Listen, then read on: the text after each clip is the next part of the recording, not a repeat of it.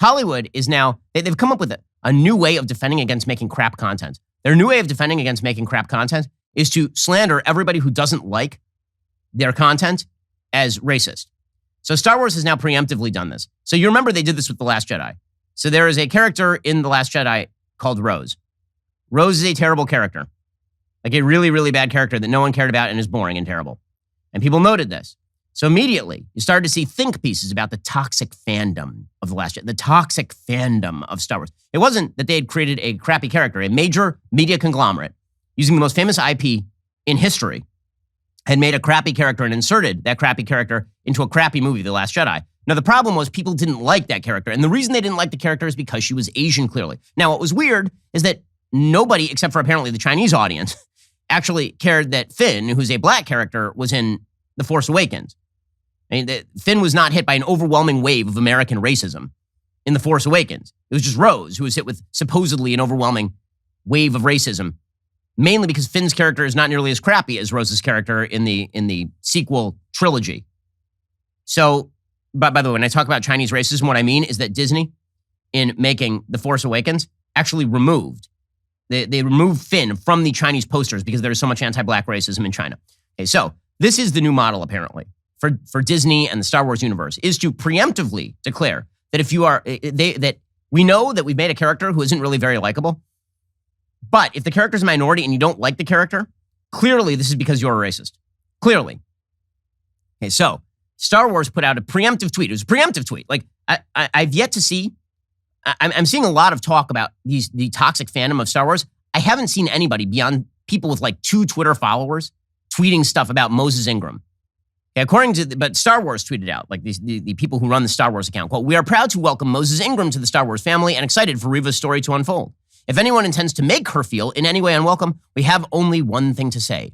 We resist." Okay, so that is preemptive, right? If anyone intends to make her feel in any way unwelcome, we're not even saying you're being racist to her. We're saying if you might think about being racist to her by not liking her character, we resist because you're bad. You're really, really... Now, here's the thing. Moses Ingram is actually a pretty good actress. She played Lady Macduff in the Joel Coen production of Macbeth, and she's very good in it. And she actually is really good. I haven't seen her performance in Obi-Wan because I haven't watched a single minute of Obi-Wan because, frankly, I find the entire series kind of insulting. I don't care what happened to Obi-Wan between episodes 3 and 4. I don't care at all. Like, it doesn't matter to me. That's not an important part of the story. It's just you trying to suck the life out of an old character who has actual name recognition and then drive value for Disney Plus, which then uses that money in order to indoctrinate kids in the not so secret gay agenda, according to their own employees. So I'm like not interested, right? This is why Daily Wire is dumping $100 million into creating kids content. With that said, that is a preemptive attack on the audience. And then Star Wars said there are more than 20 million sentient species in the Star Wars galaxy. Don't choose to be a racist. Who are these people? Who are they talking to? Can they name some names?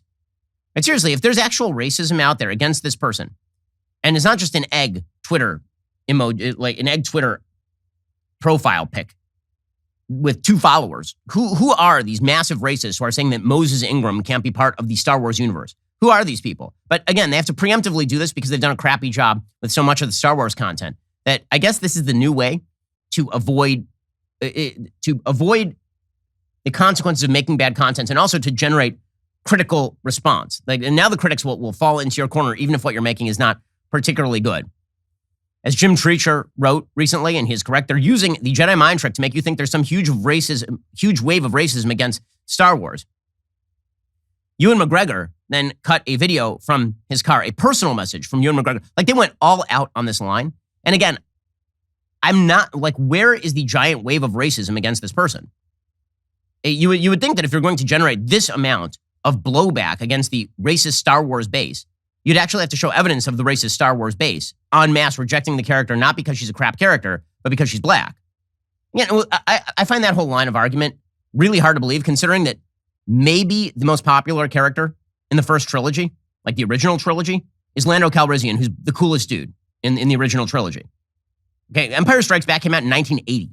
That is 42 years ago. It was 4 years before I was born when Lando Calrissian came out as a character in the Star Wars universe. So I'm just wondering Like, why are we now talking about racism in the Star? Like, Lando Calrissian was the cool. It makes no sense. Anyway, here's Ewan McGregor doing this routine as well.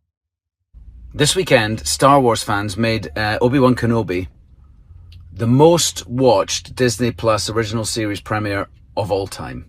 And for that, I would say a big thank you. And it just goes to show what this family can do when we all pull together.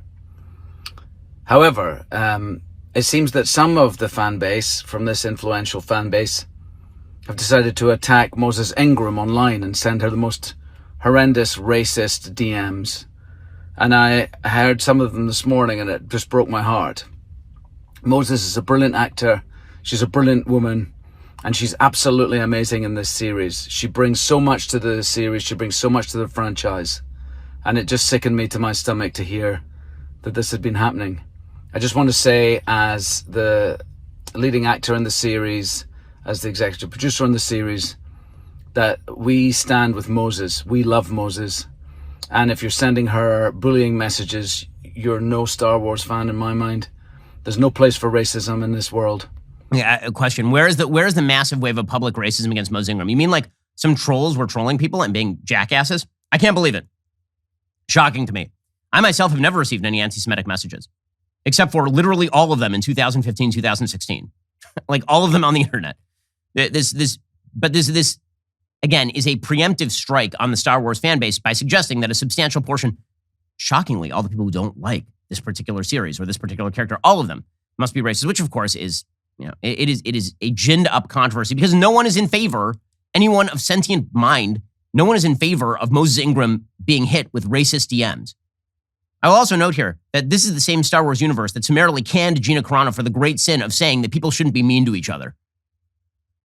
And by the way, I will mention right here that when they canned Gina Carano, and not a single member of Gina Carano's cast, ranging from Pedro Pascal, who had made overt Holocaust references on his own Twitter page, and that was the ostensible reason why they fired Gina Carano, is because she tweeted out a photo of people chasing Jews in the streets, and she said, when people dehumanize each other, this is what happens.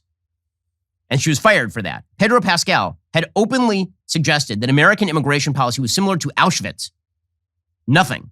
And Pedro Pascal, when Gina Carano got fired, there wasn't a single member of the Star Wars universe who had the balls to come out and defend Gina Carano. They all just went completely silent because they're cowards.